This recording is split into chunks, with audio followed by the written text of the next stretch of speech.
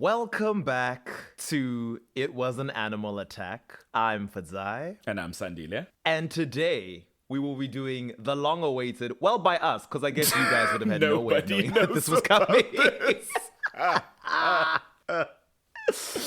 Our long-awaited, self-indulgent little special that we tapped on at the end. Where to start? Vampire Diaries is a show that came into existence in the era of vampire, supernatural YA romance that was really like kickstarted by the Twilight craze. But eons before, generations ago. By that, we mean like 12 years. Lifetimes before, in an era long past, there was another. Before the Vampire Diaries, before True Blood, before Bella Swan sat down next to Edward Cullen and wondered why he was looking at her like she stank. There was another town full of supernaturals running around in between high school dances and I guess at a certain point, college courses. Yeah, and even beyond that. We are, of course, speaking about Buffy the Vampire Slayer, which I believe began airing in 1997. Or was it 7? Yeah, it's 97 to 2003, as far as I can remember. It was a show that was very groundbreaking at the time. No one had done the whole, what if we use like supernatural monster lore as a metaphor for growing up and all the trials and tribulations of the modern young adult. Charmed followed soon afterwards, but that was like adulting very explicitly. Like, no, they're all grown up. Charmed was very much the experience of adult white womanhood in a metropolitan U.S. city, which certainly had its own strides. You know, that resonated with a lot of viewers. That's why that was equally popular around the same time. But yeah, Buffy was a hugely successful show. Didn't launch too many careers. I would say a lot of the newcomers who hadn't already done stuff, because it's hard out here, Hollywood is hard, they didn't like necessarily blow up after the show. A lot of the people who are known from the show were already doing things before they got there. Like the lead, Sarah Michelle Gellar. She'd done stuff. She was a known scream queen. She'd been in, what was it, All My Children or something as a child. Oh, really? Wow. Some family sitcom show where she actually met Michelle Trachtenberg. All My Children is not a sitcom. Sister. That's definitely a soapy. So now I'm curious. Yeah, I think it was a soapy. Okay. I think it was a soapy. Sorry. Very ancient. Even my memory does not stretch far into the 80s or whatever it would have been. Well, I mean, as most soapies do, it was long running up until the mid 2000s, which means we got it, which means I saw it on SABC3 when I wasn't allowed to watch it. But there's a lot of tropes that exist in Buffy that would later on be sort of emulated throughout the genre when it came back in a big way in the late 2000s. But I don't think any show can be accused of mining Buffy for content the way that the Vampire Diaries does. And I don't think that all of it was intentional. I think certain things that just become staples of the genre, staples of vampire lore as it is, staples of just high school stories. But there's a lot of moments. I mean, certainly, and we've had this discussion before about art and influence and inheriting stuff you found desirable in the genre and the media you then go on to work on. Certainly, Joss Whedon, who is a large creative force behind Buffy and its spin-off Angel, is someone who worked in comics and had a sort of circular economy going on there where his appreciation of comics informed what would go on to happen in Buffy, and his work in Buffy would go on to inform what happened in comics, and influence cascades and has ripple effects throughout time. So certainly to preface with that understanding. Yes. And sometimes, as they say, there are no original ideas. Unfortunately, mankind has been around too long when it comes to storytelling, and a lot of people do remember things subconsciously. But Mystic Falls and its characters, I couldn't help but notice as I was growing up watching Vampire Diaries, and certainly as we were doing this podcast and analyzing the characters and tropes and storylines and whatnot, that there were certain archetypes that matched up, certainly storylines that just were like very, very similar. And then like story beats that it was like, bar for bar, word for word, a 1-to-1 matchup, a mirror image. So I thought it would be fun if we sat down, had a little key, and went through some of them. And of course, it goes without saying, spoilers for Buffy the Vampire Slayer. If you haven't seen it, why did you click this episode? Go watch it and come back in a year and a half. How far did you get in Buffy, just out of curiosity? I'm on like season 7, episode 4, I think, at this point. Okay.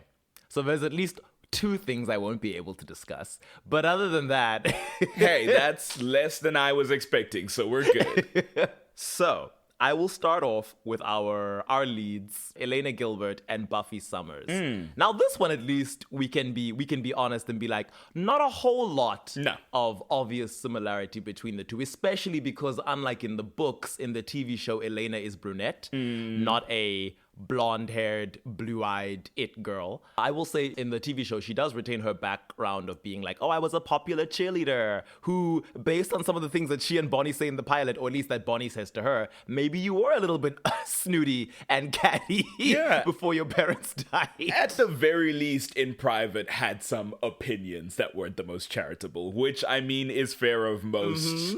of this archetype. You know, because if your best friend can say, look at the shower curtain on Kelly Beach, within earshot of Kelly Beach, then you're probably the kind of person who was accommodating those conversations. Justice for Kelly Beach. We got you, girl. I think I seem to remember, I don't know whether I read it online or like I was in a library one day, but I did read a little snippet of the Vampire Diaries book once upon a time. Oh, had you not read any of the books? I have not, no, I have not read them properly. Okay. I think I've read like bits and pieces. Sure. But what I do remember when I was like, oh wow, Book Elena is certainly a step above TV show Elena. Oh, she's describing herself. You know, in that Wattpad way where it's like, I woke up and looked at myself in the mirror, gazing at my sea green eyes and my raven hair. My honey blonde hair.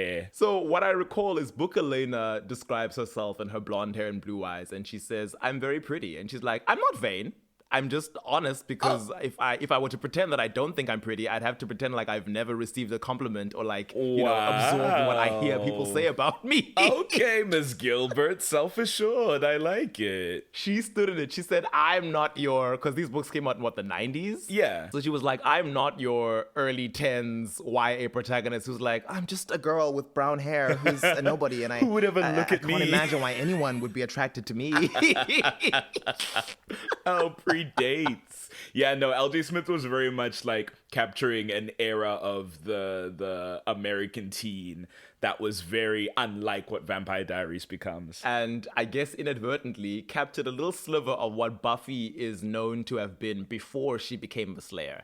She was a valley girl straight out of LA, shallow af, learned about vampires and stakes and was like, ew, no. Yeah. I don't want to do this. And fair enough. Vampires are gross. And then she becomes grounded, she grows, she becomes leader of the gang. Elena... not quite a leader. The story just revolves around her because I guess she's often a plot device. Yeah, everyone is chasing after her for some reason. Yeah, they're all obsessed with her. They all want something from her. Or in the case of our first 2 vampires, they're romantically linked to her. Buffy also famously linked to 2 of the main vampires in her show, but in a very different way than Elena, I will say.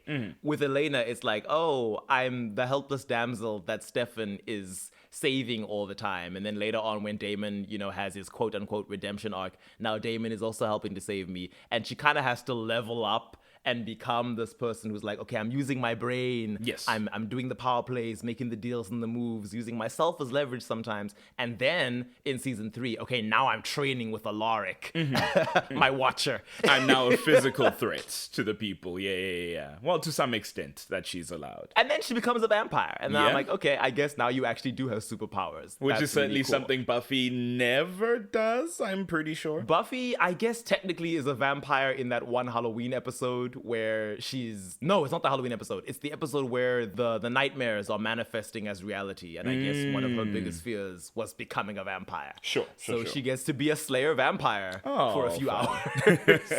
Yeah, as I said, the similarities between the 2 of them aren't super huge. But I was like, obviously, the main protagonists, it's more how the characters around them are shaped and how they get treated by the story that we'll get into as I go along some of the other Scoobies. The Scooby Gang, which is their name, whether Sandile likes it or not. It's so... You know, when the joke becomes incorporated as canon, I just am so... It's beyond me. It's above me. There's nothing I can do. I mean, they're not called the Scoobies on screen that often. I think the name might only be used like I think it's a maybe lot twice. more than you think. But is it? Oh yeah, they are constantly calling themselves the Scooby Gang. It's weird.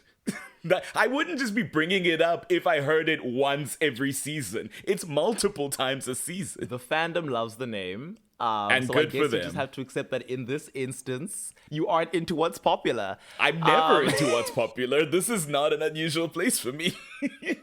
But certainly the name is more fun and has more staying power than Mystic Falls Gang, which is what the fans call the TVD protagonists. And I would argue that there seems to be a split between Mystic Falls Gang and Mystic Falls Crew. This fandom cannot get their shit together, and that's their cross to bear. Honestly, they should have just called them the Junior Founders Council, because that's basically what y'all are. That's not very exciting. Inheriting mantle through your family connections, protecting your own over everyone else, covering up deaths constantly. True. Yeah, that's all I have to say about Buffy and Elena. A Slayer and a Doppelganger don't have a huge amount in common. I will say, though, that in terms of the Doppelganger being this thing that stretches back centuries because of all the lookalikes, I guess you could say, oh yeah, and the Slayer line goes back many, many, many more centuries to the and first every time one Slayer dies. West African Slayer,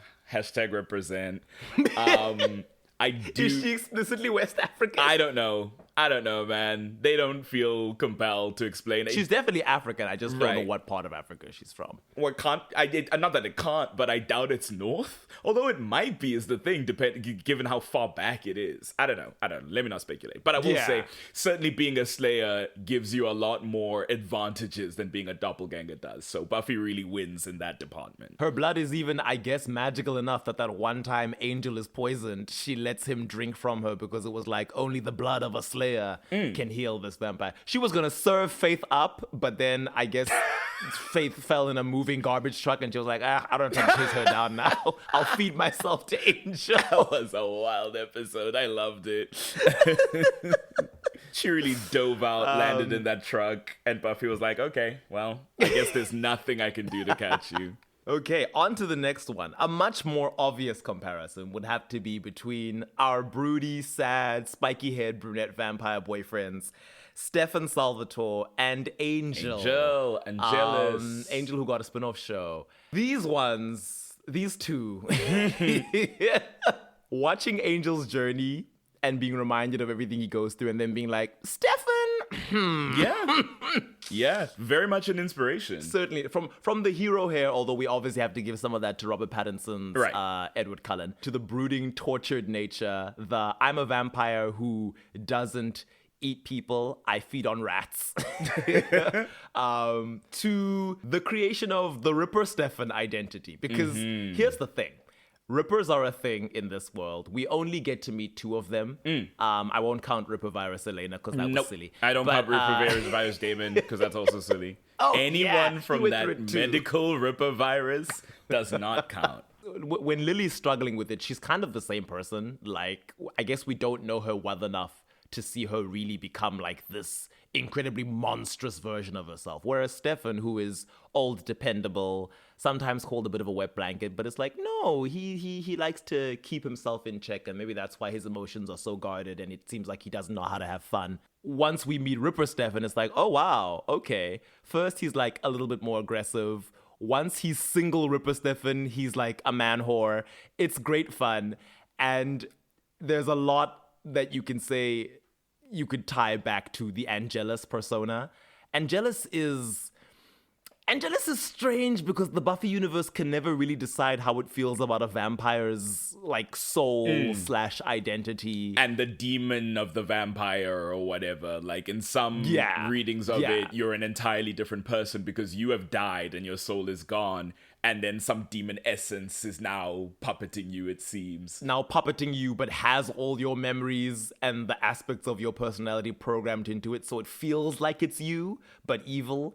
And then once you give a vampire a soul, it's like, are you pulling the soul of the deceased person from the ether and putting it back in? Or are you just making a soul out of like soul soup? And now effectively Angel and Liam are two different people. So much. But Angel feels like he's Liam. So much philosophical and existential nightmare in that idea. Angel, much like Ripper Stefan, constantly targeting women. Although I guess all the male vampires in TVD do that because to feed off a man. That's not an especially Stefan thing. Unfortunately, all the vampires do that. Interestingly, Angel is also sired by a deadly evil diva named Darla. Icon and queen. Much the way that Stefan is sired by Catherine. The difference is, Catherine saw Stefan and said, "Oh, my sweet boy, I want to be with you forever, so I'm going to make you a vampire."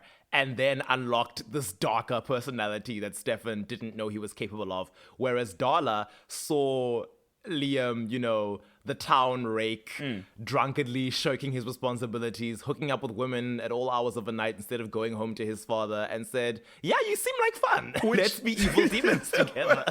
Which I'd argue is not particularly evil. It's irresponsible, certainly, on Liam's part, but I don't think those are equivalent, you know?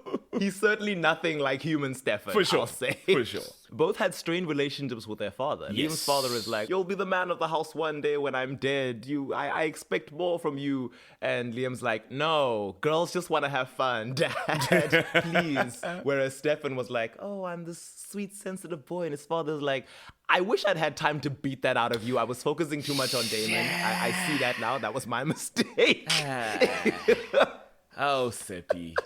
Oh, Sippy boy. But yeah, both having strained relationships with their fathers, both being created as vampires by these divas who, I guess Catherine wasn't present for leading Stefan down a dark path, but certainly he owes his vampirism to her. She made him a vampire without his consent. She was secretly feeding his blood. Whereas Darla was more like, I can show you the world. Corruption. Shining, shimmering, splendid. She was far more involved. Either way, you get these two vampire characters who are constantly fighting against their nature in a story where everyone is having a whale of a time with vampirism, or at least all the elder vampires that exist as the show is introduced. They're all like, yeah, we're either evil or good or whatever, we're fine. Angel and Stefan are like, I can never cut loose the way everyone else can. I'm the meme of Squidward looking out his window at SpongeBob and Patrick having fun, knowing that I'm not allowed to let go, otherwise bad things happen. The fear of Stefan becoming a Ripper, the fear of Angelus, who is cursed to have his soul back in his vampire body,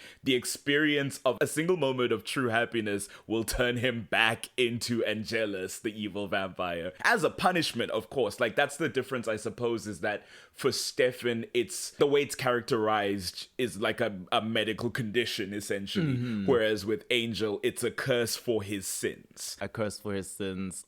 We get to have a whole arc in season 3, because obviously we get to know Ripper Stefan a little bit in season 1 when he spends an afternoon trying not to kill, what was her name? Amy Bradley? Amy Bradley.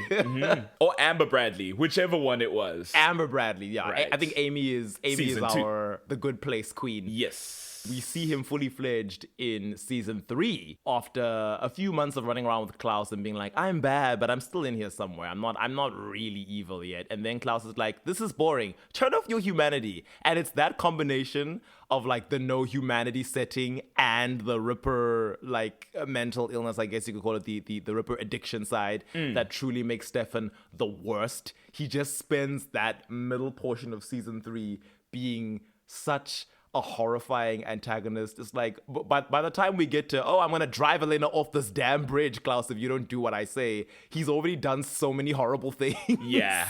It's that combination that makes him comparable. And truly Angelus in season 2, when he gets to come out and play, horrifying antagonist, murders Jenny Calendar in what is truly one of the most frightening chase scenes in Buffy, because it's like, yeah, this is just a mortal human woman. Her magics aren't that great. Nope. Miss Techno-Pagan can't do much. Angel is like chasing her through a high school, toying with her until he decides, yeah, I was kidding. I could have caught you at any time, and then snaps her neck. So heartbreaking. Yeah. I will say, I guess Stefan gets the better deal, because I guess he doesn't have to be celibate with the girl that he loves. I mean, I will say Angel, it's complicated. It's complicated. That's why it's like archetypically these are very similar situations, but there's also to consider that Angel can go through day to day fairly fine, right? It's just the like moment of true joy that is the risk for him. Yes. So his day to day in life, I mean, not a cakewalk. He's a pretty morose guy. Well, in the spin-off, I'd argue he gets to be a bit more jovial, which I fully embrace. But for Stefan, it's the day-to-day experience that is the difficulty, right? Stefan has to restrain himself in a number of different capacities, in addition to his romantic and sexual pursuits as well, because even though he is able to enjoy that aspect, he is still restraining himself in that too, for fear of like indulgence, right?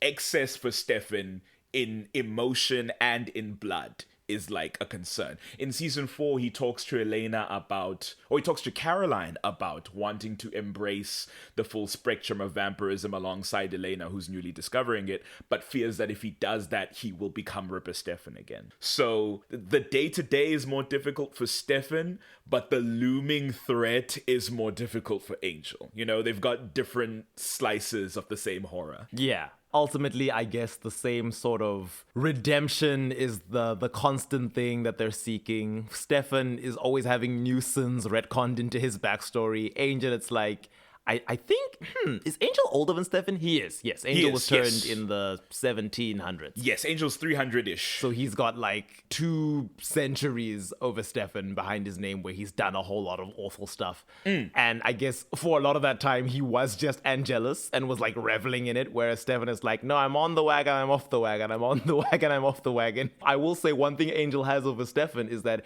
Angel is carrying just his own sins, whereas Stefan is always a thing of, I told Damon to turn, so, you know, everything Damon has done as a vampire is my fault. He wouldn't be a homicidal monster, and he wouldn't be awful to all the people he considers loved ones. That's on me.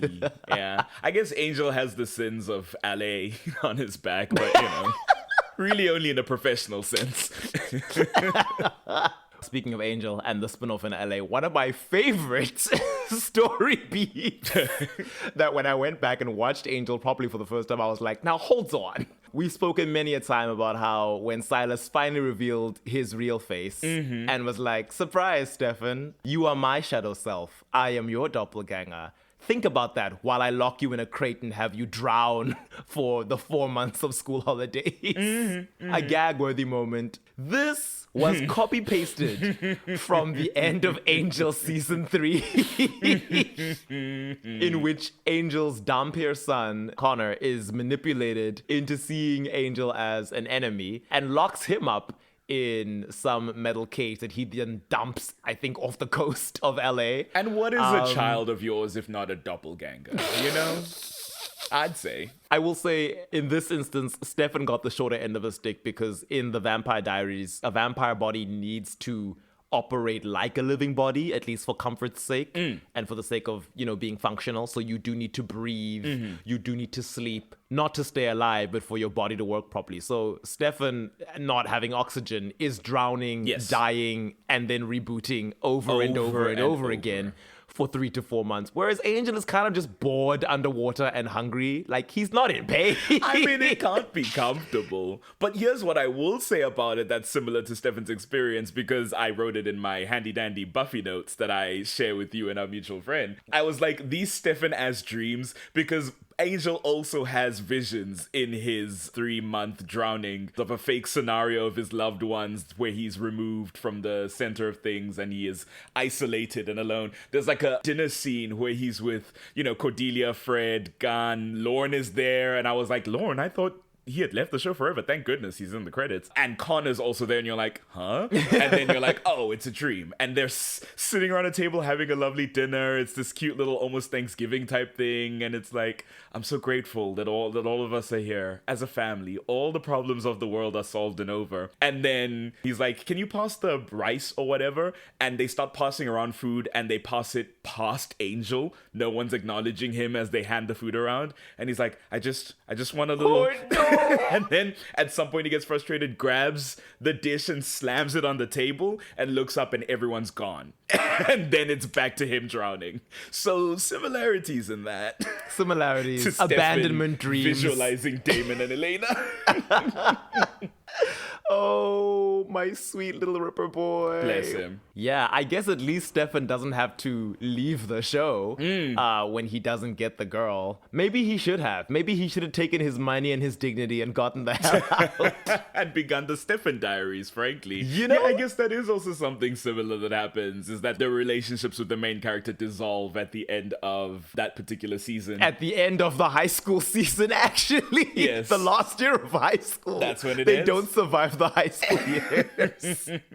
I will say, Angel is not responsible for, I guess, creating the Damon counterpart, but he does create Drusilla, who then in turn creates Spike. I guess by extension, you know, I would argue Angel is more responsible than Stefan is, because that's his grandson, as opposed to the pretense that Damon's entire self is attributed to Stefan saying, please turn into a vampire to be friends with me. Something that Damon was already gonna do until, you know, the night before when he believed Catherine had died. You know? So, You know? I think when Spike and Drew are first introduced, the idea is that they were both turned by Angel, because Spike does say to Angel, you were my sire, you were my mentor. And it's like, And then later on, it's like, well, I guess he was being poetic. And Spike would give credit to the man. That's how he operates.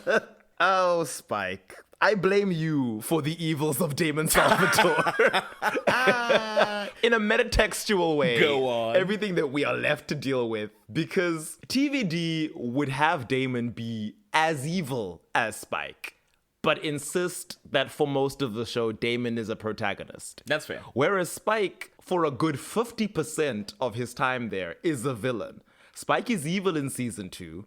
He is evil when he pops back in season 3. He is evil when he comes back again in season 4 and then gets neutered and continues to do as much damage as he can without using his fists. And it's really only by season 5 that Spike starts to be like, okay, I guess I'll help because now I have a weird crush on the protagonist, which another thing he shares with Damon, because Damon is like, yeah, I hate Catherine now, so I guess I'm not evil. And of course I love Stefan. But one of the things that gets Damon to help out more and more is his growing attraction to Elena. Because Damon would have happily let Caroline and Tyler and Matt and Jeremy and all these other characters he never gave a damn about burn on a pyre if it weren't for the fact that Elena's like, no, Damon, I'm going to save everyone. I'm not going to let the sun and moon curse wipe out this entire town. And Damon's like, okay, I guess, Elena, because we're friends now, I'll pretend to respect your wishes and begrudgingly work alongside you. And it's like, you know, we get to a point where Spike is weirdly integrated in the group, but also it's like, everyone is like, yeah, but Spike is dangerous. Spike has a bad history with us. Buffy is ashamed of the soft spot that she has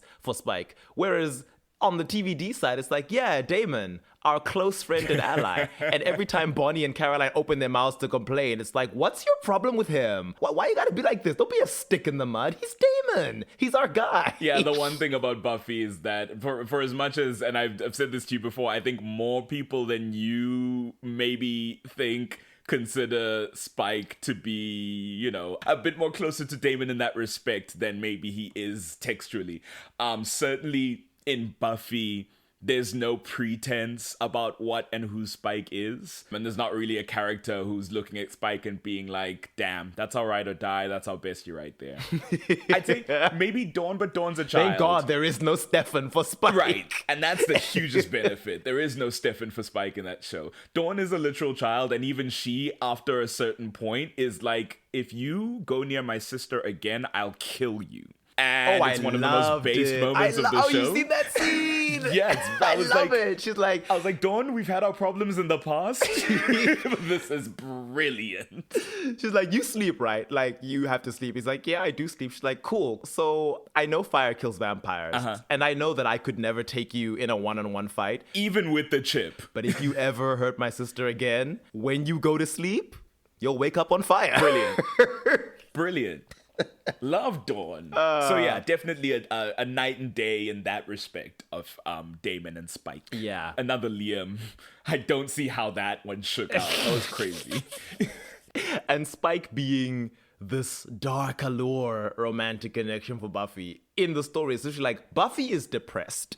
She is depressed and struggling to feel anything, and now she's getting into this toxic sexual relationship with a guy that she knows has the hots for her, because she's like, listen, I'm willing to try whatever it takes to feel some semblance of being alive. Whereas in the Vampire Diaries, it's like, yes, Damon draws Elena in. It's like, why? Because he challenges her. How? He makes her question everything about herself and observe how morally gray she is inside. Okay, because you're just saying these things.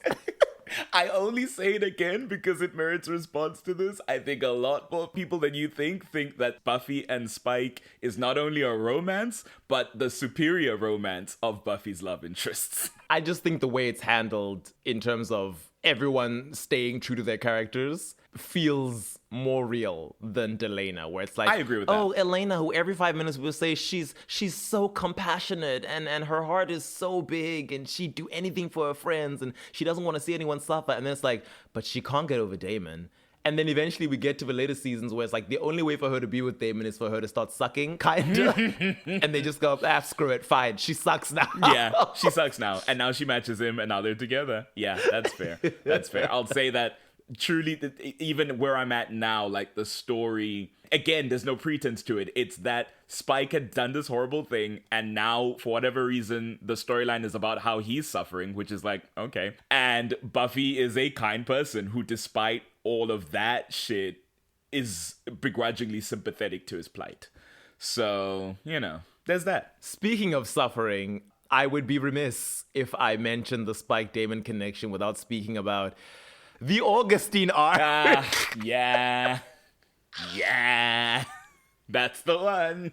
So for those who have forgotten or don't know, in the Buffy universe, in season 4, the season right after high school, when we're now in college, we find out that Buffy's college campus is secretly home to this underground military organization that knows about the supernatural. They're called the Initiative. They're totally not the inspiration for Augustine or the Armory, as we'll talk about later. But they end up doing some weird experiments on Spike, and they put a microchip, a computer chip inside his brain that prevents him from hurting any living human beings. Damon is not given any brain surgery that neuters him, sadly, but he is put through all sorts of experiments for many, many years at the hands of Augustine.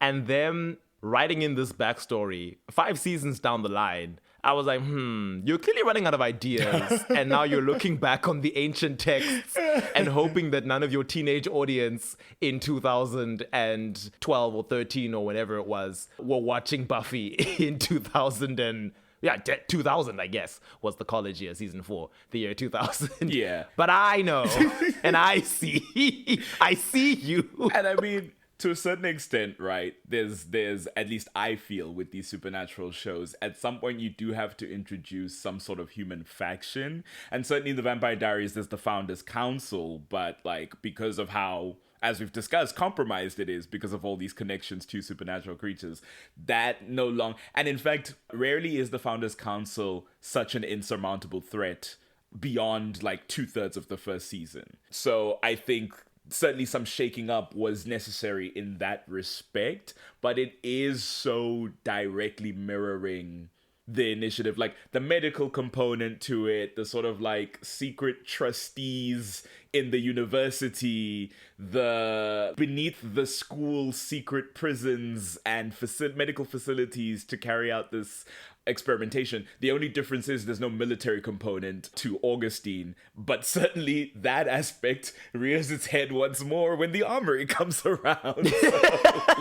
They save that aspect right for round 2. I'll get back to that later on when we discuss the Armory. The next character, who is, I guess, a very obvious comparison, would be Willow Rosenberg, our team witch. and Bonnie Bennett, who, again, in the books, very Willow-colored, I would say. Okay. She's got the red hair.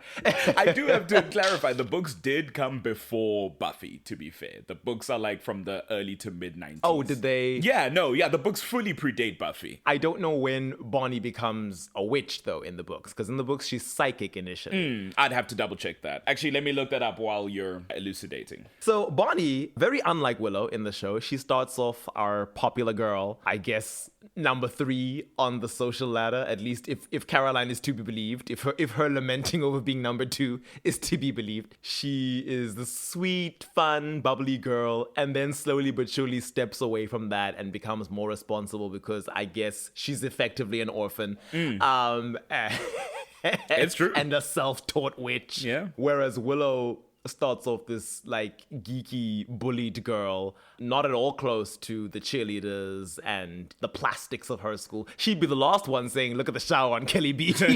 She'd be like, I think that I like Kelly Beach's dress. Right. I think the flowers bring out her eyes. Oh, darling Willow. Interestingly, Willow as well in the main cast of Buffy, which is entirely white, is at the very least an ethno-racial other because Willow is Jewish. So there is that aspect. Yes. And Kat Graham is half Jewish. So there's that. Synergies. Willow really gets to grow and blossom as the series progresses, as she learns magic. Also kind of self-taught. She's got Giles there with like a lot of the info. Yes. But because she's so smart and She's she has in a them knack for this books. thing, she kind of just goes off on her own. She then later meets Tara, her love interest, who teaches her some more things. She progresses faster than Tara could have predicted and becomes this incredibly strong witch who then battles with magic addiction because the temptation to the dark side is too much. I wish, as I've said, that they would have given Bonnie things that were as interesting to do. Bonnie, unlike Willow, while she's allowed to be powerful, you know, when the story needs to write themselves out of a corner or do something dramatic or, you know, break some rule they've already established, the thing that makes Bonnie stand out magically is her lineage. She's like this magical pedigree, the famed Bennett witches who are linked to every supernatural event ever. Every spell ever cast had a Bennett witch involved. Look at all the photographs of witch gatherings. There's a Bennett in the background. There's a Bennett in You're the like, oh, corner, yeah, I see just why. tucked away there, waving a little hand. It's like, oh shit.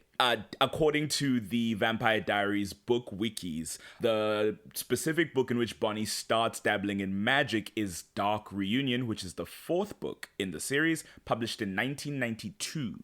Ah, okay. Yeah, okay. the books are earlier So than you Willow, think. maybe you were the reheated nachos in Exactly. this instance. But also equally possible, just a coincidence. The weave pulls in strange ways. I guess, yeah, that's certainly true. We get our famed Dark Willow arc, which is obviously inspired by the Dark Phoenix saga. Comic book nerd and X-Men lover that Joss Whedon is. Jean Grey has many daughters, and Willow is certainly one of them. I guess the closest we get to a Dark Willow saga for Bonnie is the Expression arc. Yes. Where, sadly, she's manipulated into it. She's brainwashed. But I guess by the end of it, she's a lot more in control than Willow was because she's like, okay, I am this ticking time bomb and I've got this power, but I'm going to use it to stop the bad guy. For sure. Of this season. For sure. Silas and this little expression triangle that he's got open. Also heavily motivated by the death of a loved one. Yes. Because she and Jeremy have just rekindled their romance. They're like making googly eyes at each other. Just but nothing's as official. Willow and Tara and then have Catherine just feeds him to Silas. Oh, God. And then, you know, that sends Bonnie into her era of, okay, I'm going to do whatever it takes to bring down the other side, just like Silas wants. Not because he wants it, but because I want to see Jeremy again. And I guess more importantly, Elena needs her brother back. On the Buffy side of things, sort of similar. Willow and Tara had been broken up. Tara sees that, oh, you know, Willow, you're doing a lot better with the whole magical addiction thing. Cold turkey is working for you.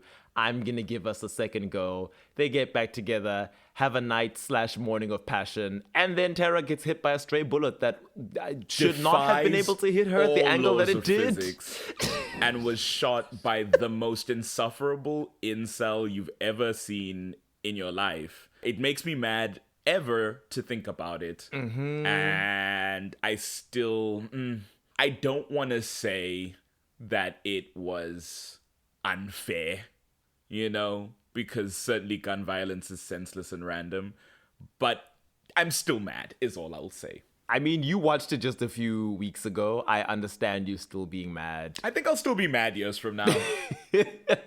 Tara deserved better. Tara deserves so much better. Gosh. She's one of my favorite characters in this damn show, and she dies in such a pedestrian way. It's in such a disconnected way. And it's the day you told me that Joss Whedon had this fantasy of putting someone in the main credits just so he could kill them at the same time. I was like, well, I hate it more now. And now you're my enemy for life. So that's where I'm at with the death of Tara McClay. I guess Bonnie comes out on top because she not only manages to cheat death, well, not even cheat death, manages to die and then come back from death a few times, but also manages to resurrect her love interest twice. More than once. Whereas when Willow tries that with Sarah, the powers that be, I guess, are like, no. Guns are mortal instruments, and therefore we cannot undo deaths by human means. Yeah. Sorry. And then she smites a god out of the mortal plane, and it's like, hell yeah, man. I know we're in a Dark Phoenix era, but hell Bonnie would have found a way. Bonnie would have broken the rules because the story bends itself around her. Ultimately, because of the way that magic is handled in Buffy, which I've often brought up, I guess Willow is more powerful than Bonnie just because she's able to do flashier things. Magic is more diverse in the Buffy world. You know, we've got our transmogrification, we've got teleportation, we've got all sorts of energy spells, and we're summoning up things in ancient Sumerian and Aramaic, and we're dabbling with demons and calling on sources of power. And while Buffy, again, isn't always explicitly clear on what's going on, I do think that, you know, the definition of dark magic is handled with a bit more clarity than it is in the Vampire Diaries. Yeah, like, I'd agree. When we see that Willow is very talented and very powerful, but the dynamics of magic make it clear that she isn't able to do a whole lot on her own. She does need to invoke, she does need to summon, as many witches do, and some of the places she draws on, some of the entities she's calling forth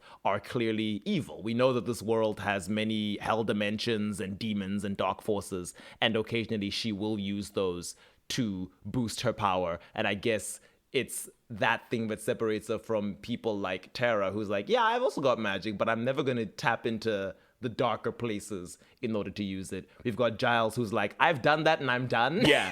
I'm clean now. I had my era I don't do that of the dark anymore. stuff, and my entire friend group died, I think. Well, except my one ex-booty call who's always coming back, causing trouble. We have to pretend like we're not a thing. Ethan Rayner, I see you and I know you. I don't care what the show says. But yeah, Buffy definitely, its world building makes very clear that there is cosmological evil and almost theological evil, right? Because the existence of like demons and the existence of echelons in that respect, the existence of specific planes energetically aligning with evil, the existence of Glory, right? Who is a deity and is bound in some extraplanar space that is designed to withhold evil, is very, very clear in that there are energies in this world that have that inherently. It's not like, oh, magic is a tool. It depends on what you use it for, which I respect absolutely as an interpretation and as a world building thing of magic. But like Buffy makes clear that's not the case. There are evil magics. And Vampire Diaries very much kind of tries to ride the line there. Yeah. If they're riding the line at all. They're kind of like goose stepping on the line so that they're only ever touching it a little bit, you know? So, yeah. I love your metaphors. They're always so fun. Well, thanks. Moving on to two of your faves. Not that Bonnie isn't one of your faves, I was obviously. saying, And I know you love Willow, as you've said, you love a player too. And I'm glad you finally gotten to the point in the story where she is the player two who is more powerful than player one, as we often get in these sci-fi supernatural stories. She is the Gwen Tennyson to Buffy's Ben 10. But I know you love your girlies, Cordelia Chase and Caroline Forbes. My queens! My icons! Cordelia Chase, the funniest, most stunning, most impressive, the Coolest, the coolest. She cannot be stopped. She cannot be messed with. Cordelia Chase, my queen. Restricted only by misogyny and by a horrid man who insufficient in himself and decided to make it a woman's problem. Cordelia. Oh, I love her dearly. Cordelia, if I had been your writer in Buffy specifically, and from what I hear in the last couple seasons of Angel, you would have had a much better time, my love. If I had been your mother. Cordelia, we'll start off with some interesting trivia. Charisma Carpenter did initially audition for the role of Buffy Summers, much the same way that Miss Candace King auditioned for the role of Elena Gilbert. Mm-hmm. So that's fun. That's some interesting symmetry there. Yeah. Certainly, Book Caroline, who the show tries to align TV show Caroline with, at least in the pilot. Yes. A lot of similarities to Cordelia, being like, I'm not friends with the protagonist in like the deepest sense, but we are both popular and in the same clique. So we hang out, we spend time together. There's an obvious rivalry there though. But you'll see us at the same parties. We'll both be on the cheer squad. I would say Cordelia is much nicer than Book Caroline. Mm-hmm. I guess, yeah, at a certain point. Once she's accepted that she's one of the Scoobies. No, I'd say from the beginning. Nicer. I'd say from the beginning, Cordelia is nicer than Book Caroline. Oh. Yeah. I mean, you know more about the books than I do, so whom's am I? Book Caroline's kind of a nightmare. I won't lie. She gets up to some crazy shit. I guess it makes sense why she ends up with Book Tyler. Right. So I don't know what happens later on. I read the first 2 books, and Book Caroline's not great. And Cordelia is nicer than people give her credit for, considering. From what I've told, Book Caroline mellows out a bit just before she leaves. Well, good for her. I'm glad she found that centering in her life. What I like about Cordelia is that where Caroline often puts her foot in her mouth because that's just who she is and how she talks. Yeah. Cordelia is like, no, this is that's how what I want said. to be. I'm truth-telling here, and I need you all to arrange yourselves around that. Giles once sarcastically asks her, Cordelia, have you ever even heard of tact? And she says, oh, tact is just not saying true stuff. Yo, so true, Miss Chase. God, when a character slays in spite of the guardrails put around them, what can you do but stand? You know, that's all I'm saying. And Cordelia plays a role that, strangely, this is the thing. In the early seasons, because I guess Buffy she's a girl, but she's the protagonist with all the superpowers, so she's not going to be the damsel. And Xander and Willow and Giles, as often as she needs to get them out of sticky situations, they are often also supposed to be her support, you know, her backup, her people in the chair. So very often, the main character who is the damsel is Cordelia. Yes. She's very often in the wrong place at the wrong time. The demons are always snatching her up. And then Buffy's like, ugh, gotta go save my least favorite classmate. And it's like, well, damn. Sorry, I'm a beautiful young woman who lives a social life and moves around town as I should be allowed to. And I don't know jack and shit about a hellmouth. But yeah, she always ends up being down the barrel of the gun. And certainly, much like it happened for Caroline, you would assume there's a natural convergence point of that character and the group that is dealing with the supernatural threats. Which there is, but not for the reason you'd hope. You know? And that's all I'll say. I know. You hate what would you even call them? Zandelia ship. Zandelia. God. For you Mataline naysayers, go back and watch Buffy and experience Zordelia and tell me that Matt is a bad boyfriend. Oh my God. And Caroline is very often the damsel in season 1 because she's being used as a pawn by Damon. Surprisingly, even when she gets her power up, she continues to be a damsel because Captain's like, yeah, I turned you into a vampire so that I would have a superpowered pawn in my schemes. And once the Captain arc is done, it's always Caroline being captured, tortured, hurt because I guess she regenerates and they can do whatever they want with her. And she is, for a large part of the high school years, the newest and weakest of our protagonist vampires. Cordelia, on the other hand, she gets to flourish once she leaves for the spin-off. Thank God. Thank God. The best thing she could have Caroline done. has to die. Yeah. Well, I mean, Caroline has to die and become a vampire and then go through Stefan's 12 steps in order to become her best self. I mean, Cordelia has I to will say, get was through her never relationship insecure. with Xander and then fall on rebar and nearly die to finally dump these losers and realize she's much bigger than this town and leave. And then she gets to flourish. But she's way more confident than Caroline. Caroline That's is true. beautiful, privileged, and popular, but it's constantly like, oh no, does anyone like me? Has anyone noticed me? Does anybody care? Whereas Cordelia is like, that Buffy girl is so weird. We could have been friends if she wasn't such an wasn't a oddball who hung weirdo. out with losers. Anyway, I'm moving pretty on with my and life. popular Right. and amazing. It's kind of iconic. And it's her own sort of fluctuating levels of vapidness that she needs to get over as she matures in the spin-off. It's not like a feeling of being unworthy or insecure or not valuable that she needs to get over. certainly her family losing all their money because of her irresponsible dad does then shift her dynamic a bit. And then she becomes a Cordelia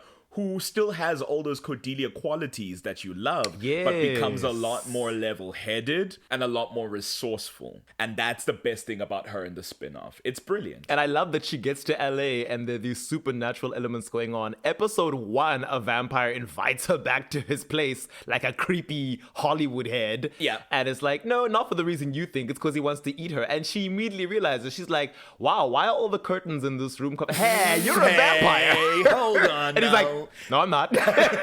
You can't pull a fast one for me. I'm from Sunnydale. Yes, she's like, girl, I've been through do not this cite shit. the ancient texts to me. I was there when they were written. True to this, I'm not new to this. Like... And then once Doyle leaves the show, she is given the visions and the direct line to the powers that be and becomes, I guess, a supernatural being. Yes. That is her vampire moment, actually, now that I think about it. She becomes a clairvoyant. That's her vampire She becomes moment. integral to the moments. But I will say that even before the vampire moment, which is what Caroline has to get in order to become integrated, Cordelia is already in the business of helping with the supernatural. Oh, yes. She is the one running Angel investigations. So I do want to say it wasn't a necessary requirement, but it's definitely a great enhancement for a character to be like, and now you have this interesting supernatural thing. And she struggles with it once we realize that, her human body is ill-suited to handle this amount of magical power surging through it. She eventually does need to go off and get her little bob upgrade. Yes. Is that before or after the bob? That is, so she gets, so hold on, what's the order of events? The first 14 episodes of season 3 happen with her brown bob, because she has the long hair and then she cuts it short when she goes to LA. And then she goes on holiday with the Gruselug, her husband, I guess, from Pailia. Although they never got married, so he's just her betrothed. Then she comes back after 3 episodes with the blonde, like, pixie cut. So that's the last third of season 3. And at that point, it's like, well, here's a visitor from your old pal Skip.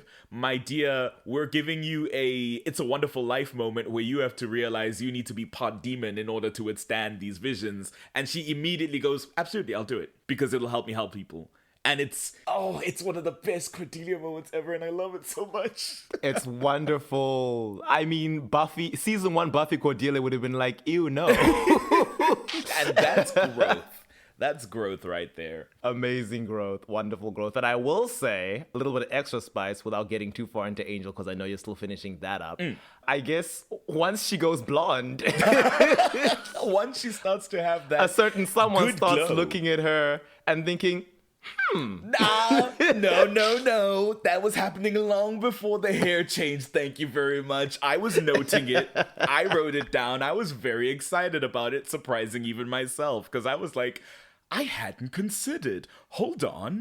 We might be working with something here. And then it was on and off and on and off. there's a storyline I can get behind. Oh, wow. Look at that. that. Yeah, I do like that. But now this girl Ginger's here, or whatever her name is. I can't even remember. I like her, but if she's gonna mess up Angelia, I have to hate her on principle. Not Ginger, Gwen. Who is Ginger? She's electrokinetic. She wears gloves. She's a thief. Her name's Gwen. Oh, her. Yeah. She's cool. Yeah, she's cool. I like her, obviously. But, like, if she's gonna be a wedge, I just don't want to see that.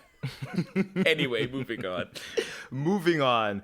Here's one that for a large portion of, like, the early seasons, and then after that, just only when Elena is speaking, TVD sort of wants this connection to exist almost, at least the way that they write this character or write stuff around this character. And I'm like, no, it's not the same. And this is Dawn Summers versus Jeremy Gilbert. Interesting. Now, Jeremy Gilbert, TV show original, in the books, Elena has a younger sister, a much Named younger sister who I think is like Margaret. 8 She's or something. 4, I think. She's 4. I think she's Lad 4. Lamaki Margaret. Exactly. Jeez. Just a 17-year-old girl and her 4-year-old sister. No siblings in between. 13-year age gap. Margaret is a baby child. It makes complete sense that Elena would feel the protectiveness over her that she does. And certainly if the books, predate the Buffy TV show, Dawn is only introduced in season 5 in the year 2001. And now I'm very curious if Joss did read these books and it's like, oh, a younger sister. Who knows? Because Dawn was also intended to be much younger than Buffy. Sarah Michelle Gellar just really wanted Michelle Trachtenberg, and therefore they were like, fine, we'll put 13-year-old Dawn in. We were going for more like a 10-year-old Dawn Fair enough. situation, which is why she's written so weirdly in those first few episodes of season 5. It's like, why is this grade 7 acting like a grade 4? Why is this 16-year-old acting like she's 12? I have questions even now, but it's okay. Season 7, she has settled. Good for her. So Jeremy, always my little brother Jeremy, my kid brother Jeremy, he's so sweet and young and innocent and needs to be protected. Ma'am, he is a year younger than you at most. Yeah. I don't see why you have this need to treat him this way, but I swear it's some echo of the Buffy and Dawn relationship coming through, because Buffy is like, what? 5 years 7 older. years, Dawn senior? No, 5. 5? I guess she's 18 turning 19 when Dawn is created. And Dawn is, so 5+ years older than Dawn. And I'm like, yeah, that's a gap. I can believe that. Buffy is a fully fledged adult while Dawn is going through high school. It makes sense that she'd be like, yeah, my little kid sister, we have to protect her. The Vampire Diaries is like, Elena, not only is Jeremy at a certain point just like fully beefcake jacked, 2 heads taller than you. That's true. And even sporting supernatural power. I mean, to be fair, Dawn is also taller than Buffy. I mean now. She's now taller than our short queen, True. Sarah Michelle Gellar. Very true. I find that so She adorable. brings it up a few times in season 7. She was really enjoying it. She's like, why am I in the kid coffin? I'm not even the shortest one here. Yes. So funny. But yeah, Dawn, our magical key, our plot device, the thing there to give Buffy someone to save, I guess, now that Cordelia was gone and her friends were pretty well seasoned. And it's like, Jeremy is often running around getting into trouble in the earlier seasons because of his ignorance of the supernatural. Yes. But once he's brought in, he really is quite capable. And you have to wonder, why are we treating him like this? It's often odd that they're not involving him more, given that he starts to use weapons as well. Yeah, if anything, he becomes the Slayer when he becomes a hunter in the same season that Elena gets her upgrade and becomes a vampire. Yeah. And I guess if we're stretching the comparison, in a way, he is the key that Bonnie must use to unlock Silas's tomb. I guess. The Silas, the glory of Vampire Diaries. Honestly, I say it works. No, I still think Glory's the Kai for sure, Yeah. who's also locked away, to be fair. Yeah, I would say Glory is the Kai. But yeah, I just wanted to touch on that. Yeah. That's basically where the similarities end. Yeah, definitely. Little brother Jeremy Gilbert. Here's one that will take like one sentence to discuss. I'm already thinking it. Daniel Oz Osborne versus Tyler Lockwood. Night and day. I'm sorry. Night and day. No comparison to be made. Tyler, even at your best, you wish you had the level of self-assuredness The level and of cool secureness in your identity and that Oz intellect and gravitas that Short King, I mean, that's the comparison. Short Kings, just Oz is so put together in a way that defies reality. And truly, the only bad thing he does is bad because of a relationship, not like existentially morally bad, and even that is because they had to write the actor out. Yeah. So And it's like the supernatural instincts of this werewolf side driving him to do something that is like, he wasn't in his right mind, I would say. Certainly doesn't hurt Willow any less. Yeah. But it's like, yeah, he has this demonic side that takes over. Yeah. Sadly, unlike Tyler, he doesn't really get to use his power up very much. No. Because he really can't control his werewolf abilities. Yeah, he doesn't get a strength upgrade as his human self for being a werewolf. It is purely in the transformation. He does have a better sense of smell, if I remember correctly. He does. Yes, he's able to sniff Buffy out when she's turned into a rat, which is cool.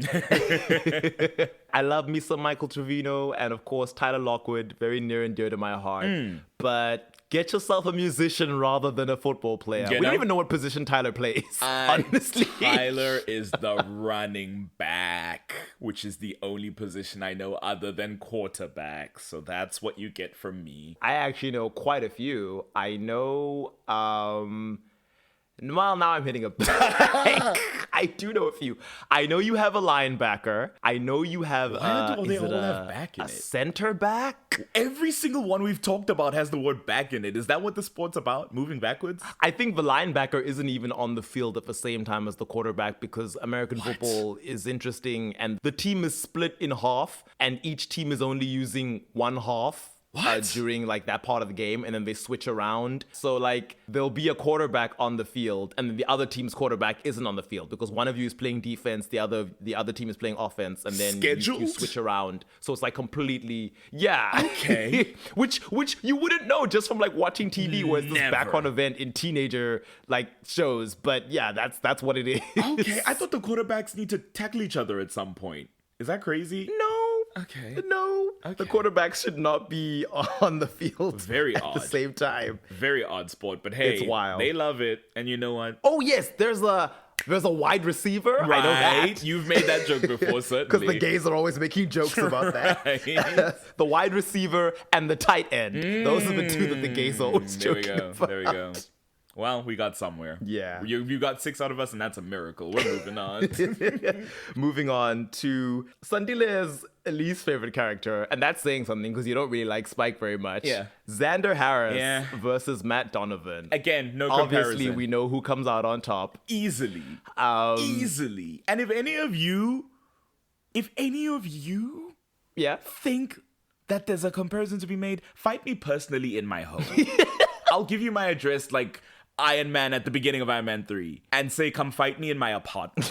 Nonsense. The Iron Man joke just settled in my brain. Which is something for me to say because I don't like Iron Man either. But yeah, what links Xander and Matt is the They're human. token human aspect, Yeah. I guess. Everybody else gets an upgrade or is linked to the supernatural, like in their own body in some way. Whereas it's like Xander and Matt are good old, just ordinary human guys. The most you can say about Xander is that canonically he does retain the military info that he got when his Halloween costume made him a real G.I. Joe. Which I still find silly, so, whatever. They had to give him something. And then I guess Matt gets a resurrection ring for one season. And then the other side breaks, so he can't use it anymore. Right. I would say Matt is far more competent physically. Matt is far more competent emotionally. Matt is far less annoying. Matt is far more kind and normal about his female friends. I'd say Matt didn't leave anybody at the altar after months and months of wedding planning. Yeah, I think that's enough. I won't stand Xander too much because I recognize that a big part of it is my personal dislike of him. But I also think Xander sucks as, like, in character. Xander, you could have been great if you weren't the avatar of the particular author that is writing this story. Right. That's what's holding you back. I truly couldn't help but make that man so insufferable. And it told on himself through it, which I find so fascinating. Whereas Matt, I must assume, is not Julie Plex or the avatar. From what I hear, allegedly, Julie Plex fantasy. But you did not hear it from me, and I don't know anything about that. Who? Apparently, Oh my. Zach Rurig. Had you not heard that? I have not. Okay, well, now you know. Some people have said of the later seasons where Matt starts to gain more importance and more storylines, whereas Bonnie is still in the station Bonnie always is in. It was because Judy Plec and Zach Rurig, apparently, there was something going on there. But I don't know nothing about that, and I'm not one to tell tales. Oh, wow. So- Oh, wow. I suppose if Catherine Pierce couldn't do it. Matty Blue. Here's what I'll say too about Xander, because Matt is not especially funny in the Vampire Diaries, so that's a comparison you could make, is that Xander is humorous, but there is, from what I've seen, a claim that Xander is the comedic relief of Buffy the Vampire Slayer. But the thing about Buffy is that it's an inherently comedic show in as much as it is also dramatic, fantastical, and all these other things. Every character is dropping some sort of humorous lines, and the idea that Xander is somehow matching or even beating any of them, ludicrous. Cordelia, by far the funniest person because she gets the highest frequency of one-liners. Xander is no funnier than like a bit villain from one episode, and I always found it so odd that like people are claiming I guess he's the comedic relief archetypically. Yeah. But like I don't think he fulfills that in any way. Also, I mean, humor is subjective, so I guess it depends. Like, I find Anya really entertaining. I find Anya hilarious. Just because her whole fish out of water thing, just for me, frankly, is very entertaining. I would argue she is a better comic relief than Xander is. I have points where I find Xander funny. I don't say he's not funny. I just don't think he's especially funnier than anyone else. I guess that's his, like you said, it's the archetype. He is the jokey guy. They had to give him something. He's not going to be the action guy, and he's definitely not the brains. So what is he? And why is he here on my screen? Thank you for asking the real question. He's the heart. Oh, get that which shit Matt out does of my a lot house. better, as I've said. Matt being the heart a lot better. A heart that, for a while, I mean, in your mind, a lot longer than in my mind, but we can both agree, for a while, still beats for Elena in a much healthier way than Xander's interest in Buffy continued to linger in season 2. Oh, I would say Xander running gag that he's a demon magnet. Especially for female demons who wish him harm. Is that a running gag? Yeah, it is. It's even when Willow does her inadvertent "my will be done" spell, she mentions that, oh yeah, Xander's always, luring in these demons and getting himself in trouble, and then it starts to happen where demons are just coming out of nowhere and attacking Xander, and it's like, oh, because Willow said so. That's like season 4, I think. Sure. It's because it's like, yeah, he got, drawn in by the hyena pack. He was almost eaten by the demon praying mantis lady. He ends up with Anya. All right. And Matt is often, these centuries-old supernaturals are just so in love with Matt. I was like, oh, there's a little something there. I mean, Nadia, maybe if she'd had time, if she'd been allowed to stick around and develop, I think the two of them could have bonded over their mommy issues. They could have been sweet together. Yeah, I think they like him because he's a sweetheart. Why do they like Xander? Because Joss Whedon is the god of that universe, and he Right. decreed... Right. Unfortunately, He decreed that his human avatar, his Jesus, would be special. The 1,000-year-old demon, vengeance demon, is gonna go for that guy. All right, cool. I've seen many a sister fall victim to that nonsense, so fair enough. I guess it's true. It's true. Yeah. The last member of the Scoobies that I will compare is, of course, Rupert Giles, our watcher, to one Alaric Saltzman, Yep. who is the teacher. A lot more physical than Giles, I'll say. Giles is I'll say very Giles smart, can tussle. not super capable. I mean, he can tussle sometimes, but very often, like, there's a joke about the number of times he's been hit over the head. That's fair. That's fair. But when the chips are down, Giles will have a decent fight scene, Oh, there's this one scene. Oh, who does he threaten? There's this one scene of Giles threatening somebody that put, like, Ben. The shit with I Giles think he threatens and Ben. that annoying Principal Snyder. Oh, him too. Yes, that little weasel. But when he threatens Ben in season 5, that's when you're like, oh, I forget Giles is someone who he's got a history. When he kills Ben, you mean? Yeah, sorry, yes, because there was the threat and then there was the murder, of course. Full on. Then you're like, him. oh yeah, he was the Ripper, as Ethan Rain is always saying. Like, he is a threat. He just cleaned up his act, and now he's a nice old British man. Alaric, you had to have a resurrection ring. Giles can cast spells. That's true. Rarely does, but he can do it. He has to curb his enthusiasm. Alaric is also, sometimes when the story bothers to remember, they're like, yeah, he studied, the occult and stuff. He's so a he's professor. got notes. He's got his connections to Duke. He's got leftover papers from Isabel's obsessions. And certainly they lean into it in the later seasons after he becomes human again. His big thing becomes the study and the relics and the post-armory especially. He becomes a scholar again. It's really cool. Is he better or worse for following the cast into college? Whereas Giles was like, no, I think I'm just going to live my life. I think I'm going to be in my house with my hot girlfriend who disappears, unfortunately, in season 4, which is a shame. Yeah, I think Giles is better off for it. I will always, to be fair to Alaric, he did not follow them to college. He died and then came back to life when they were already in college, And they were like, I guess we need to keep an eye on our new enhanced original Right. friend. Right, it's a safety issue. Also, I will say, both romantically linked to the parent figures of the protagonists. We've got Buffy's mom, Joyce, and I guess Elena gets a double whammy because it's her guardian, Jenna, and her biological mom, Isabel. Indeed. And what does he do? He slides into the role of guardian because there are absent guardians. Yes. Team Dad. We love it. Gets a bit weird in the later seasons where he's supposedly in love with Caroline. We're not going to get we're into not going that. to talk about that. We're not going to talk Go back and about listen that. to the Caroline and Alaric episode. Hey, you know what? Wesley Wyndham Price scamming on Cordelia Chase. And we'll leave it at that. Thank you. The shadow of Alaric was in him. The shadow of a man. Shadow. Oh gosh. Also, for what it's worth, Jenna, I see you. Your name is Judith Jenny in the books, Calendar. and then all of a sudden you're Jenna in the show, like Jenny Calendar, whose birth name is Yana, Yana of the Calderash. Yana, my romantic queen. Love her. Gone too soon, both of them. Unceremoniously killed in the second season. I'll say at least Jenny Calendar knew what was up. She was involved in the mix. Jenna Sombers being ignorant until the 2 episodes before she dies. Gosh. Rough. Deserved so much more.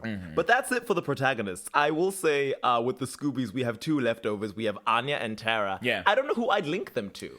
I don't feel like anyone in the Vampire Diaries is good enough for Tara, quite frankly. She's too pure for that show. She's too nice and too kind and too iconic and too brilliant. The closest comparison I can think of is Liv Parker. The in other that witch she's that a comes witch in. who arrives later and Has family issues and was raised a witch. Right, has a longer standing connection to witch lineage and like the witch of it all, but is in connection with a main character who is a more powerful, well, not at the time because Bonnie doesn't get to have her powers most of the time, but a witch who is more powerful in a shorter amount of time of learning magic.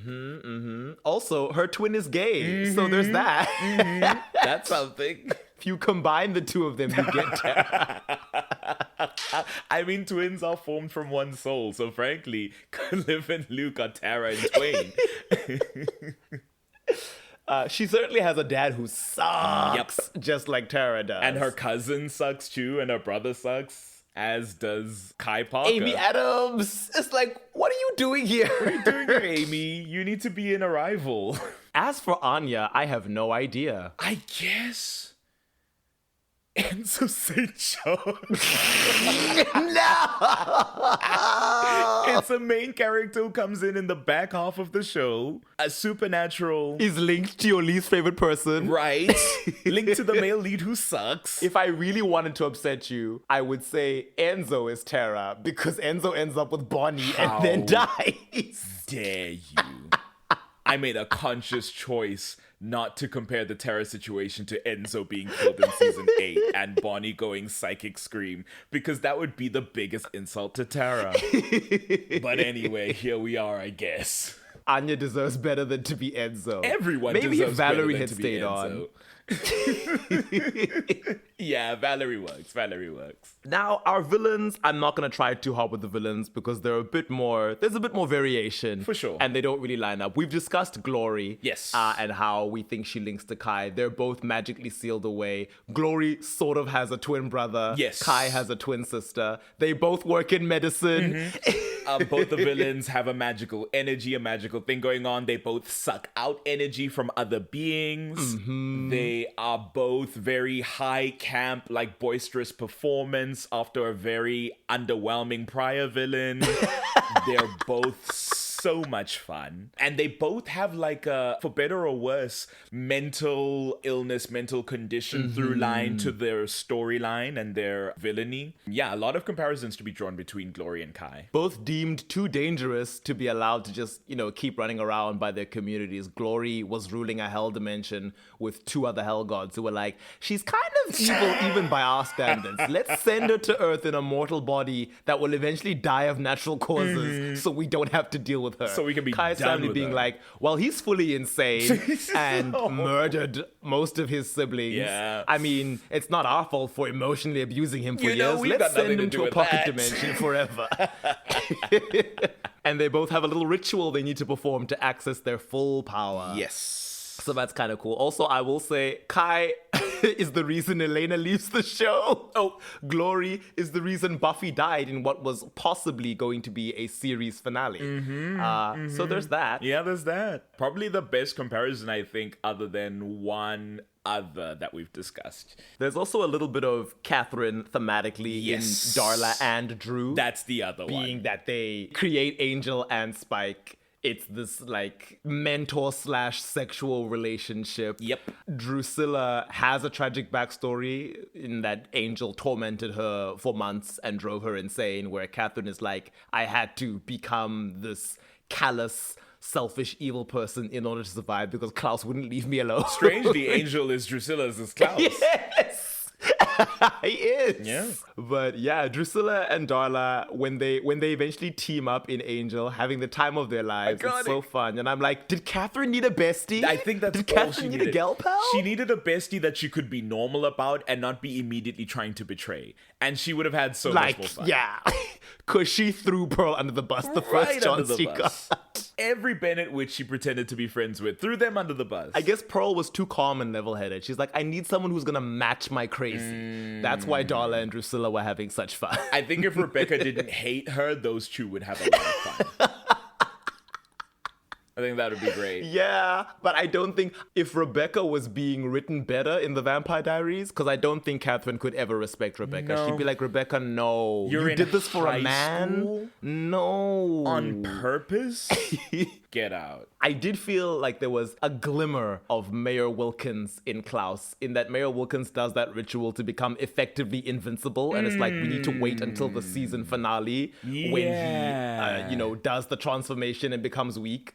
And with Klaus, it was like, nothing can kill Klaus until he undoes his curse and transforms for the first time. That's fair. That's the only fair. way. Hey, there's another Catherine comparison. Faith. As the counterpart to Buffy, and Catherine as this counterpart to Elena. She's the main character who didn't get the story, and so she's on a weird path and she ends up getting used by the villain. It's a whole thing. Certainly in that era where we're making this diametrically opposed situation of Buffy and Faith, that definitely is the energy of Elena and Catherine in season 2. Yes, and steals Buffy's whole life for a day and was planning to stay there and let her own body get sent to prison with Buffy in it. Oh, brilliant. I guess guilty of sexual assault / rape, certainly. the way that Catherine is with Stefan, because she sleeps with Riley while Riley thinks that she's Buffy. I think I would argue she also coerces Xander when they sleep together. I don't think that situation is kosher at all. Oh yes, when she's like, well, I couldn't kill anything tonight, so I guess I'm doing my second favorite thing. Yeah. And there's an implication there that because she's stronger than him and he's very afraid that he can't bring himself to leave. And it's like, oh, I don't know. Yeah, I guess the dark counterpart to Buffy in the way that Catherine is Elena's evil shadow self trying to undo her life. Yes. The only other one that I could think of was just the general vibe of the Order of Aureolus, the season 1 vampire clan that works for the Master. I was gonna say, who are they? Who and who? I don't know who that is. The Order of Aureolus stuck underground in Master. a Gotcha. sunken church. I guess they're the And town I was like, council? the tomb vampires? Oh, the tomb vampires. Okay, I see. But I mean, apart from that, I do feel like the Buffy villains are pretty different. Certainly, there's no trio equivalent. We don't get a Captain Incel. We certainly get villains who are underwhelming. We've spoken about them at length. Yeah. Is the trio underwhelming? Yes. They're annoying, but not underwhelming. They're certainly underwhelming. doing a lot of heinous stuff that is... It's like, yeah, I hate you. I don't know. They make me feel more than Dr. West and Julian made me. Well, no. Julian, was do gonna feel say bad that's because bold. Julian is an abuser. They make me feel more than Dr. West felt. I think that I just didn't care about them at all. I think that Buffy was especially good. Well, not especially good, but when they hit, they made me care about. I loved Glory. Like Glory, anytime Glory was on screen, I was hooting and hollering. Oh, yes. Glory by far. Angel in his dark era, though it broke my heart, Angelus was having so much fun that it was very dynamic and interesting to watch. Adam was a flop, unavoidably so. Mama Professor Adam was a flop. was also a flop. He was a flop. There's nothing I can do about season 4. Wait, who? Mama Professor, Adam's Who mom. was a flop? Oh. Adam's maybe mom, if but she also hadn't been Riley's written out. mom. Maybe she could have been a cool final boss. Possibly. I don't know. Possibly, but I don't know. What was there up until her death, not very impressive. The mayor was fun. The mayor annoyed me there's a comparison. The mayor annoyed me about as much as the incels did, but the mayor was compelling, and the mayor was a palpable threat.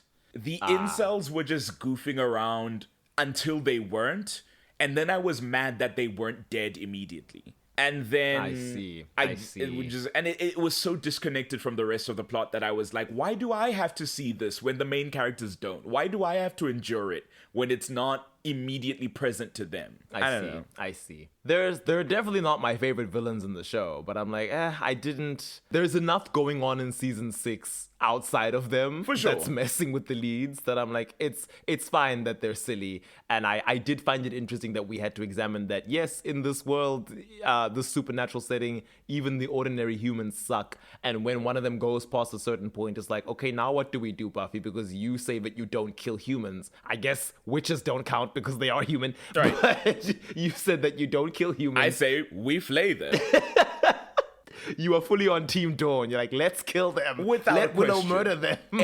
All 3 of them. The fact that the other 2 got away. They were in prison. That's all I'll say. Yeah, sure. Now we can cycle back to the other half of the initiative's counterpart, I guess, the Armory, who gets brought in as this military outfit that's going on. They know about the supernatural. They have a long history with it. It's not just like the medical science aspect that Augustine's got going on, but it's like, we've got guns, we've got trinkets and devices, we know the weaknesses, we've got connections.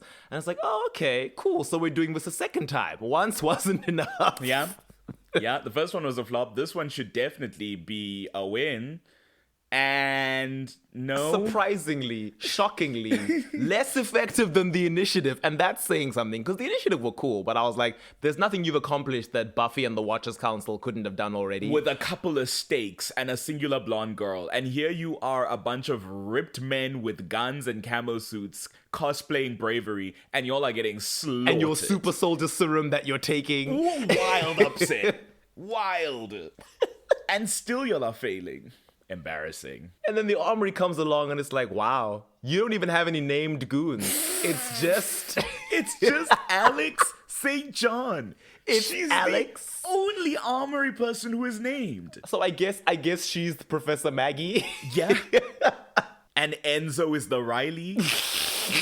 Oh no! Because you'd think he's the Spike, but no, he's the Riley. If I had to give Riley a comparison, I'd say either Aaron Whitmore, because Aaron Whitmore is unknowingly linked to Augustine. Yeah, okay. Or I guess he's Liam, the least interesting of Elena's love interests, since Riley is the least interesting of Buffy's. You calling Liam a love interest of Elena's also just, I'm like, I don't know if I Fine. can let that one slide. Liam can be Scott Hope, the boy that Buffy dates during season 3 when she's like, no, I'm definitely really done with Angel. Oh, I thought you were talking about what's his name, Parker something, that asshat from the early season 4. I was like, I'm not going to put that on Liam. Not Parker. I don't care about Liam, but I don't think he sucks. Parker, I will say, Parker had me fooled. I mean, listen, the doe eyes. He was saying all the right things. There's a reason he gets away with it.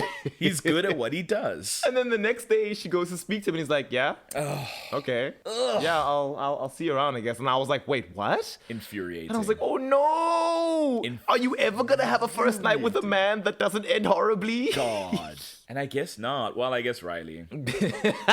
No, because technically Riley's first time with her, she was being possessed by someone else. Poor Buffy, man. And then we get Spike, which is not healthy at all. So I guess not.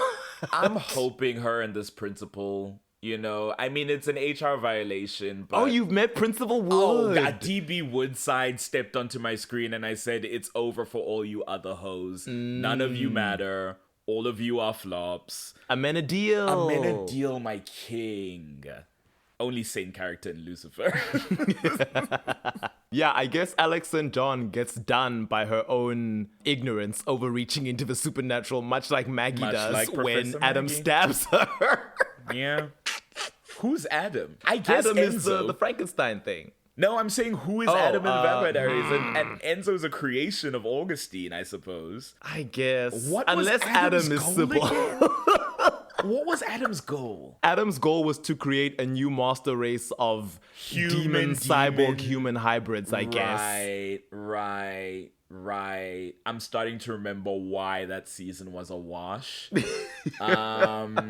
Yeah, I've got Which nothing. is another obvious comparison you can make between Buffy and TVD is that, boy, that post-high school season, it's a doozy. It's a They were doozy. clearly trying to find their feet. There's some interesting stuff happening, but overall, the season is a flop. You know what? We'll give Adam Marcos, who was trying to have the Travelers, be the only witches who can do magic and get rid of the vampires and the werewolves and all other supernatural creatures that were formed by magic. That's what you get, Adam. And you know what? They were about as interesting as each other. At least Marcos was hot. Yeah, at least Marcus was hot. Although I know you monster lovers out there, you probably would look at Adam and be like, hear me out. I'm gonna post a picture of Adam just to see. Sans context of this, I'll be like, so what do you all think about? And then leave it at that. Okay. What else is there to say? I have to edit out the the spoilers in my head. I'll just say the way that, and those who know will know, the way that the final season of Buffy unfolds again seems very much like reheated nachos Vampire Diaries, and that's all I'll say. To what season of Vampire Diaries? The final season of the Vampire Diaries. Well, that I mean I can certainly tell from the early season 7 that's being established, because they seem to be going, the end of everything is coming, and it's like, okay, well, I mean, that's not especially new, I suppose, but everyone's acting like it's excessively true now. There seems to be some hell is extending to consume, you know, Sunnydale and the world, and certainly that is commensurate with the hellfire of Kate's psychic dimension.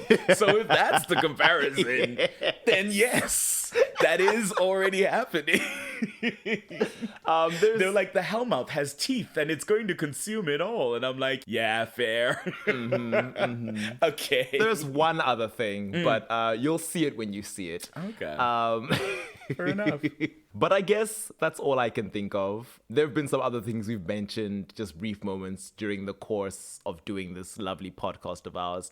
I will say we make the Cordelia and Caroline comparison. Both actresses got pregnant while they were working on the show. So that's some interesting trivia. Worked out better for one than the other. Yep, it certainly did. Yeah. That man. is on my list. Ooh. If only TVD had a musical episode. They Now could have done that- some stuff. that would have been Cat fun. and Candace can sing. I honestly, if TVD wasn't such a... Well, it wasn't. I don't think TVD was particularly self-serious. It's honestly surprising to me they didn't do one. I know Legacies does one. So there's that. Mm-hmm. But yeah, I feel like it would have been fun. I watched that one. I was like, it's too late now. Ooh, damn. Yeah, I guess it's like, what would be doing that in TVD, right? Because with the supernatural ones, typically what happens The is sirens. Be bold. You're bringing in What? sirens. Give us a Hold musical on. episode. Why didn't they do that? That's actually so true. Imagine season 8, they have a musical episode when everyone is dealing with hell. Actually, that's the best time to do it. It's the because best time it's to do already it. farcical that you're doing a hell season. Yeah. And you you- just need to lean into it. You've reimagined sirens as powerful psychic beings. You So know? if it feels insane, it's because it is insane. It's because it Something's is. messing with your head. And let's get into that. We're all being sirened, like Music Meister Core. We're all now singing. And it's fun and not boring. What could have been? Oh god, I'm just thinking about the Beekeeper 2, which we just watched. I'm just like, if things weren't so self-serious when they do their nonsense and they lean into the camp of the thing, it would be so much more fun. What was going on there? Ugh. But yeah, TVD versus Buffy. You decide which vampires you think are better. I think if you're a person who wants to be a vampire, roll the dice on TVD, because sure. in Buffy, you will just die and just something die. else will pilot you around. Or you'll become corrupted unless someone's nice enough to force a soul into you. And you'll be miserable for the rest of your life. So good luck with that. Also, no matter what Buffy says, the game face in the Buffy universe, hideous, Yeah. terrifying, Ugly. Their eyebrows disappear. They get that furrowed ridge in the middle of their Frankensteinian. forehead.